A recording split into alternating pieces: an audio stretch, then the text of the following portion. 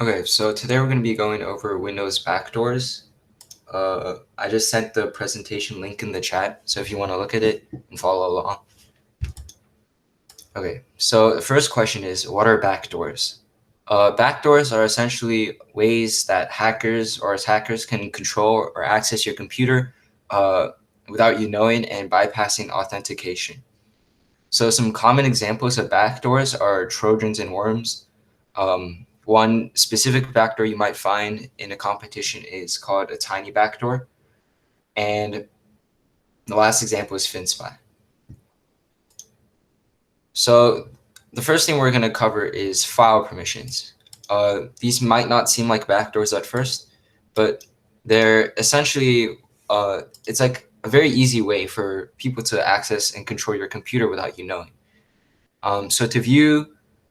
So file permissions basically allow certain groups and users to have certain levels of control over whatever file or drive you have. So to view the file permissions of something, you right-click the file and go to Properties, and then Security, and you can see who has control over this file. So you can see admin has full control, which makes sense. You can remove any users that shouldn't be there by pressing on Edit. So you can see all the users, and to remove someone, you just click on them, and you can click on Remove. You can also, if you don't want to entirely remove their permissions, you can change their permissions by checking or unchecking these boxes. You can also add permissions by using the Add tab.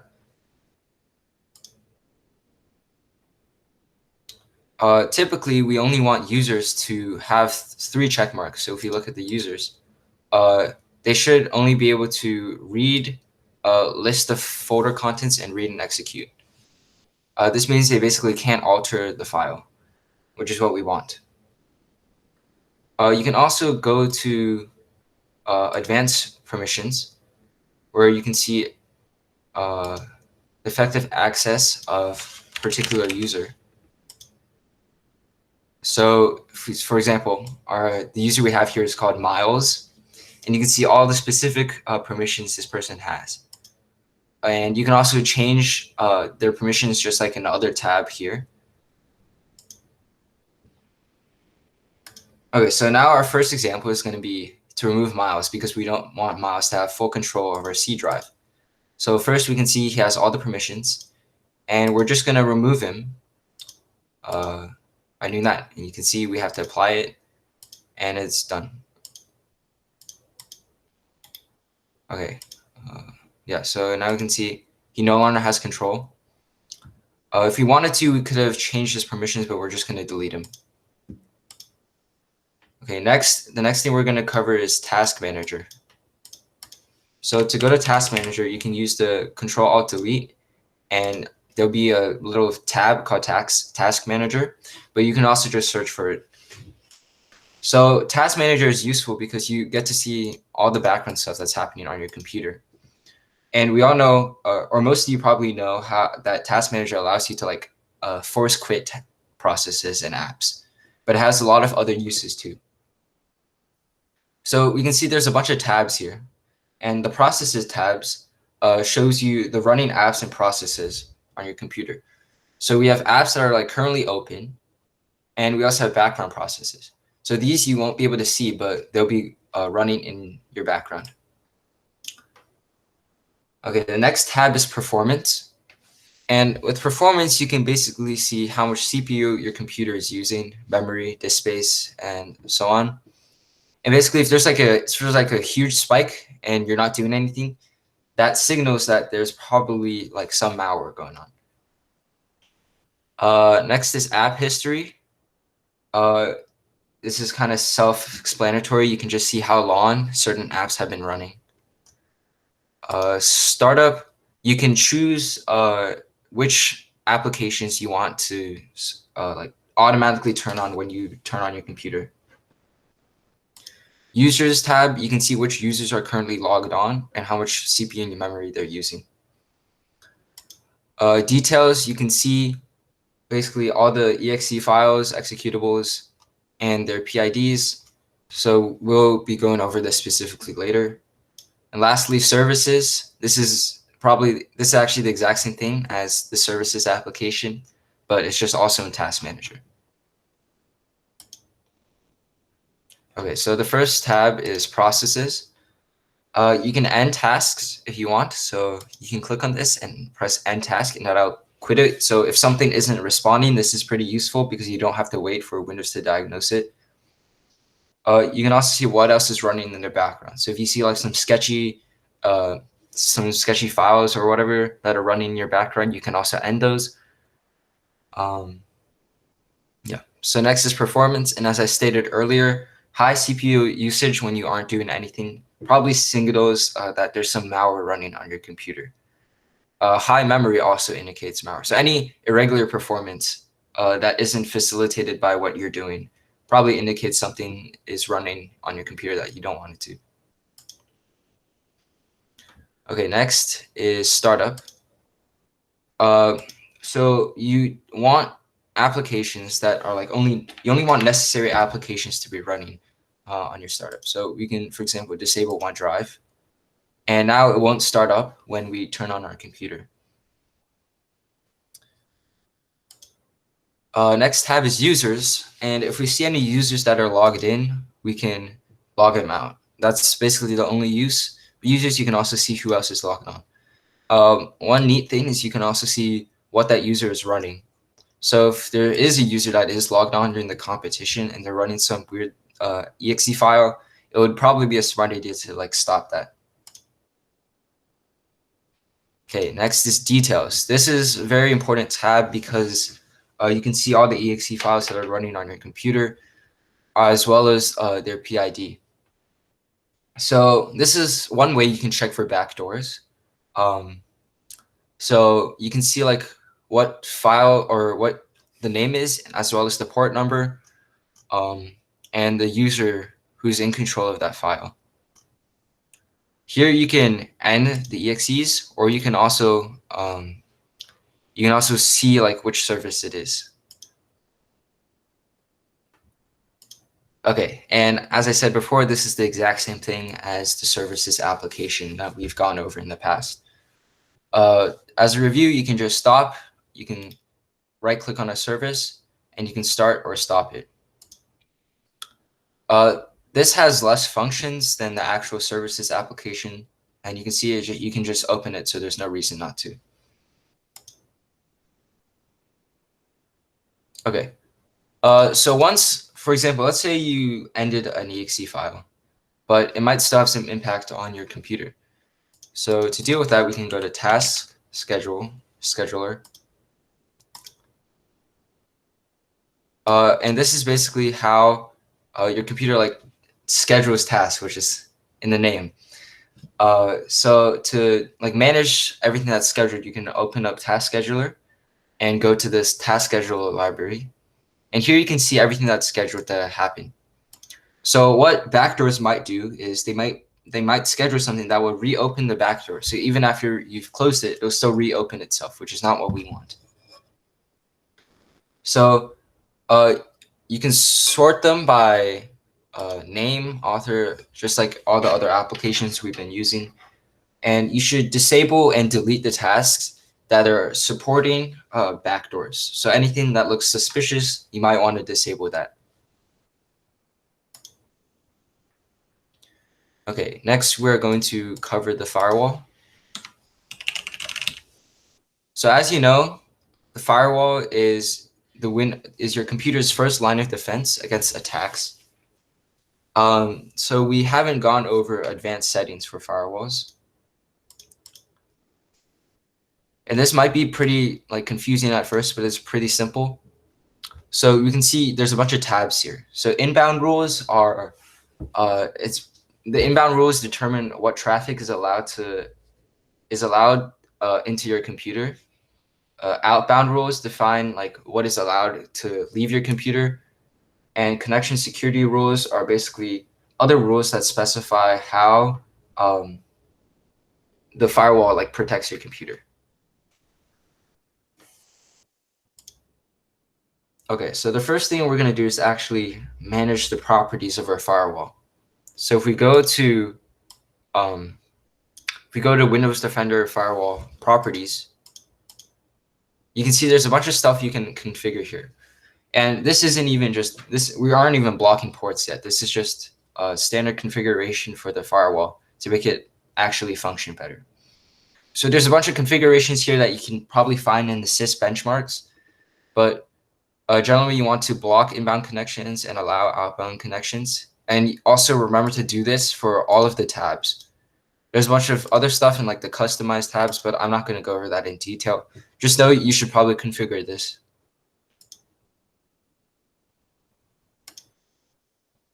Okay, so inbound and outbound rules work the same way. You can see like what a rule is doing. So a check mark means it's allowing that, and an X means it is blocking it. There's nothing blocking here, but you can create a new rule by clicking on new rule. And you just have to follow a series of steps. So for example, if we want to block like a specific port, you can click on ports and then define whatever port you want to block. So for example, let's make it port 80. And then block the connection. And this basically specifies like where you want the connection to like, or where you want the rule to be applied. And in general, we just want to check all of these. You can also title your rule, so block port 80. Now you can see there's a red X.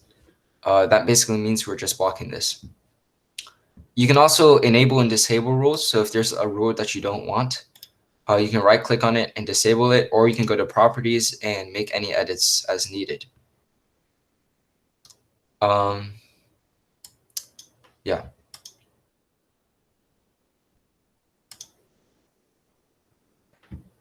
Okay. Now we're gonna go over what you can do with command prompt. Okay, first, does anyone have any questions so far?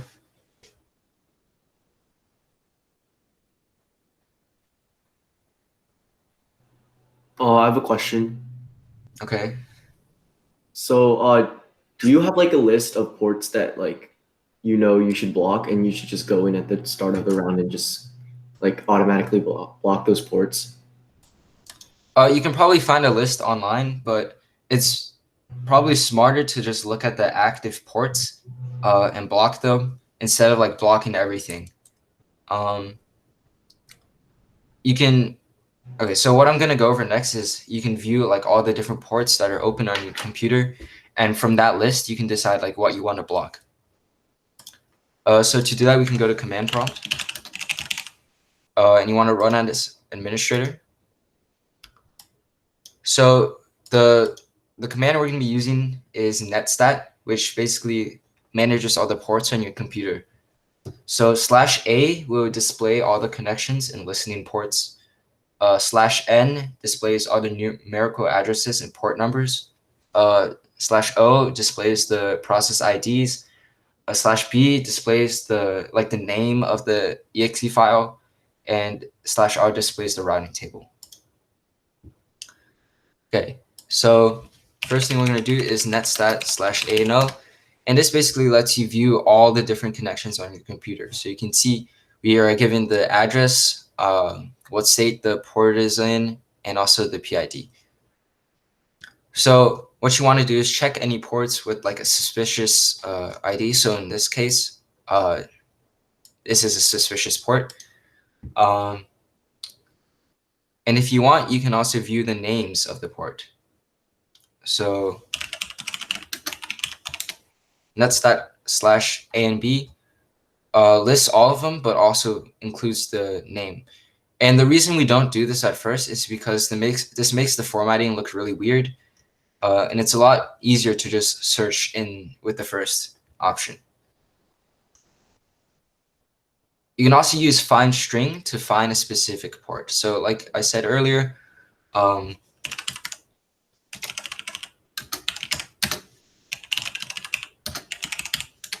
8,000 looks pretty suspicious.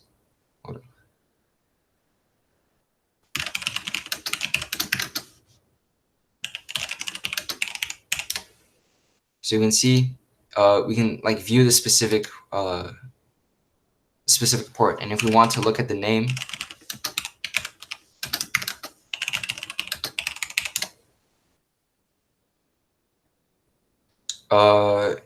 we can do this. Okay. So another way to, if you want to close ports, you can also use different applications. This is probably easier than just like using command prompt and fiddling around, as well as like creating a bunch of new rules in firewall. My go-to application is probably Malwarebytes. You just have to run a scan and it'll quarantine everything for you. But in the rare occasion that that actually doesn't like work, you would probably want to manually move the port. Okay, so in conclusion, the methods of blocking ports are to use Malwarebytes or another antivirus or malware remover. You can also use command prompt, or you can create a firewall rule, or you can just delete the exe file that's acting as a backdoor. The last way of ending or blocking the port is to end the task in Task Manager. Okay, so we're going to go over an example. So as I said earlier,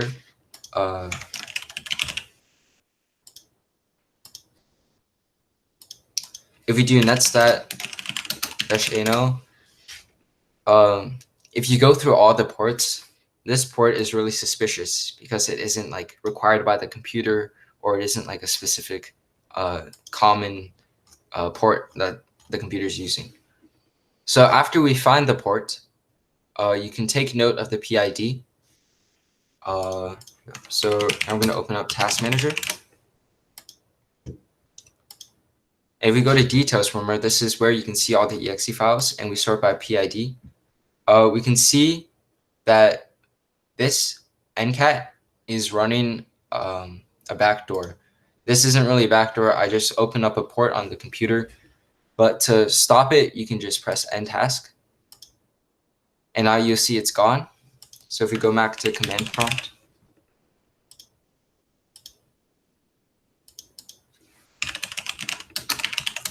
and we list all the ports, you can see it's no longer there. Okay, does anyone have any questions?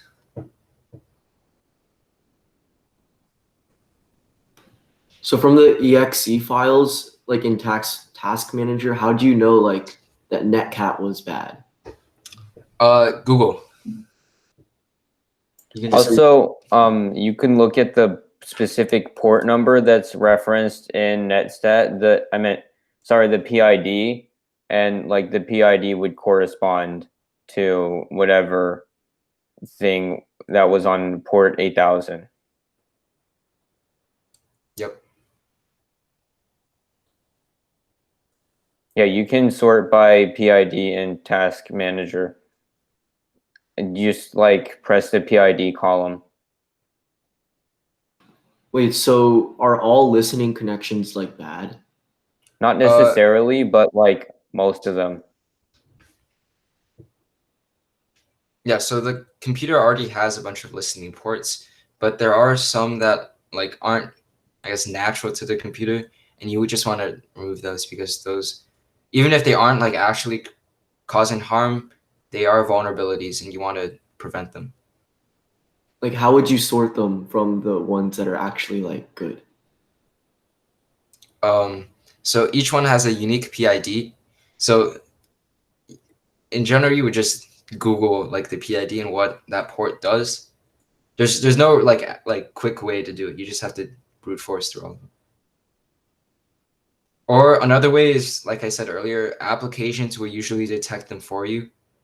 But like if let's say there's like a port that's like not documented in the application, it would be a good idea to Google it on your own.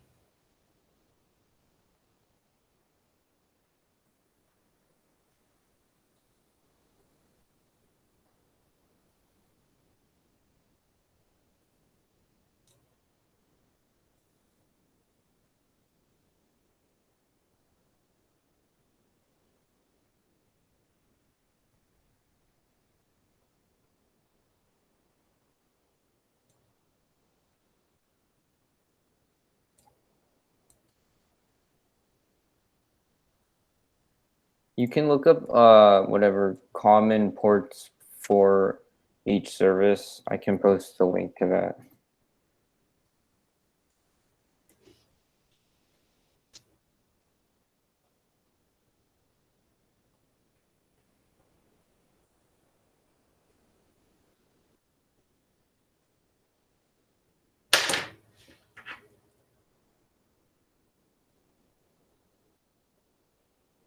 Here. So we should just ideally just go through all the processes and just search them up, right? And if one of them doesn't match, just block it. Yeah, so there aren't usually that many ports open on a computer, so you can just go through all of them.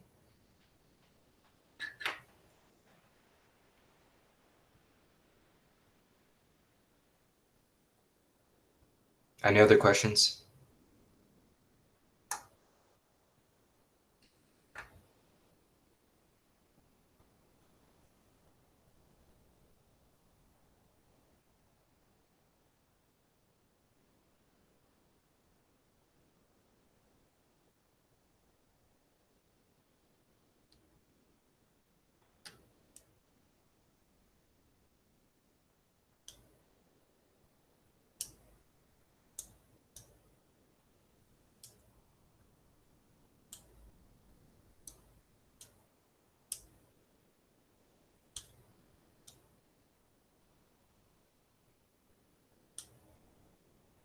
I have a question about permissions. Okay.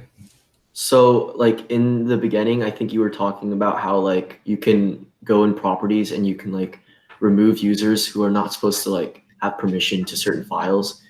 Do you have like do you know like which like files to check, or do we just like check all of them and for the ones that make sense like I mean, yeah, it wouldn't make sense to like go through all of the files, but like folders that seem important, for example, like the C drive, it's probably a good idea to secure that. Um, if you have like some spare time and you just want to go through all the folders, that wouldn't be a bad idea. Yeah.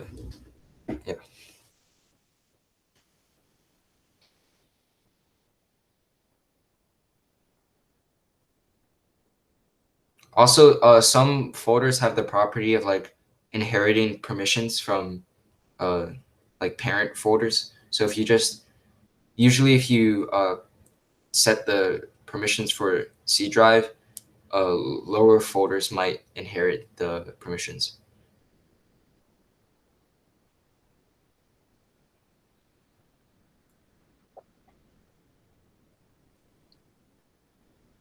Oh, I just wanted to mention that like usually when it comes to the round, you need to like delete or stop the process in addition to just blocking the firewall connection for it, since they usually check for like whether or not the process has been like actually stopped.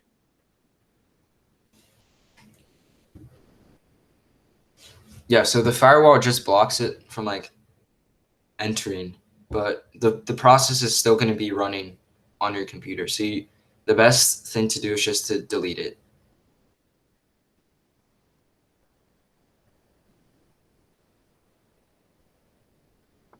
You mentioned critical services. Like, what happens if you screw up one of the critical services?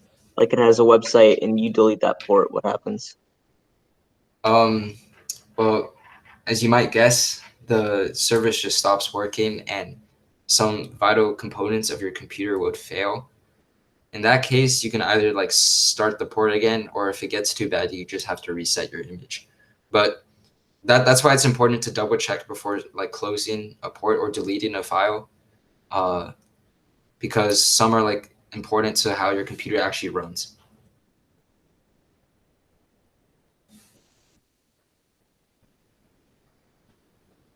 Yeah, you also get penalized, and we don't want to lose points. So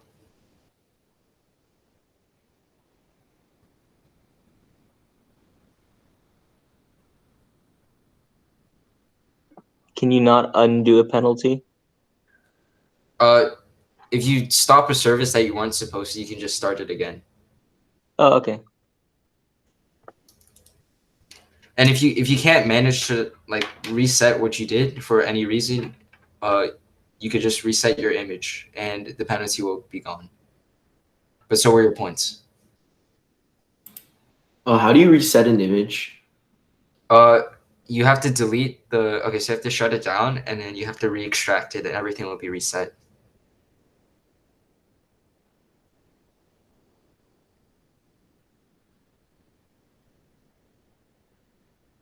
Keep in mind when you reset an image, the timer doesn't reset.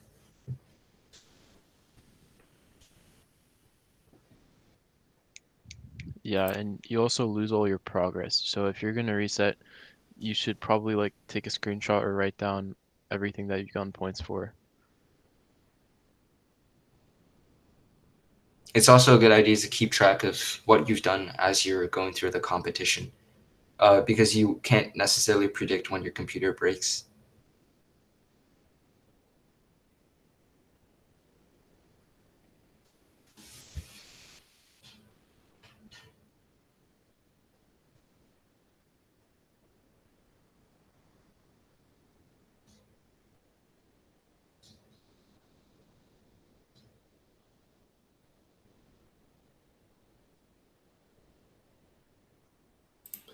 Can you talk a little bit about of like how you would do this ports process on server? Like, would it be any different? It's essentially the same thing. You can use the firewall, or you can use Task Manager because server also has Task Manager. It's basically the exact same thing.